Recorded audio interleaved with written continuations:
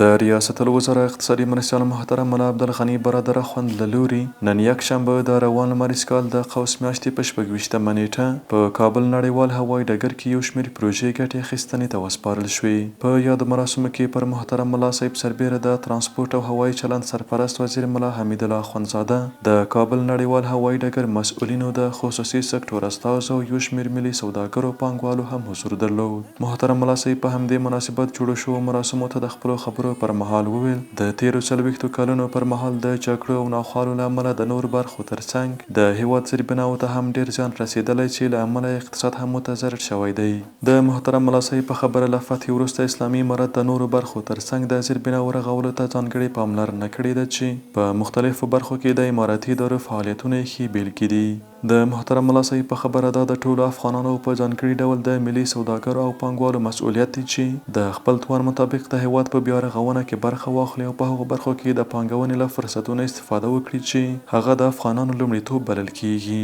د ریاست الوزرا اقتصادي مرستیال یادو مراسمو ته وویل د یو هیواد د پرمختګ لپاره امنیت تر ټولو مهم شرط دی چې اوسمهال په افغانستان کې سرتاسري امنیت ټینګ شوی، په مختلفو برخو کې د پانګونې لپاره ښه فرصتونه برابر شوي دي. محترم ملا صاحب په بهر کې پر میشت افغان پانګوالو غږ وکړ چې خپل هیواد ته راستانه شي او دلته له خپل ولس سره یو ځای د هیواد په ابادۍ او بیا رغونه کې په ګډه کار وکړي. محترم ملا صاحب د اسلامي امارت له لوري ټولو پانګوالو، ملي سوداګرو او صنعتکارانو ته د بشپړ ملاتړ ډاډ ورکړ او پر ټولو اماراتي ادارو غږ وکړ چې د ملي سوداګرو او پانګوالو بدني او رواني امنیت ته پاملرنه وکړي او ستونزې پر وخت حل کړي. د یادونې وړ ده چې په کابل نړیوال هوایي ډګر کې د لسګونو میلیونو افغانیو په ارزښت د خصوصي سکتور له لوري یو شمېر متوسط او کوچنۍ پروژې بشپړې او نن ګټه اخیستنې ته وسپارل شوې.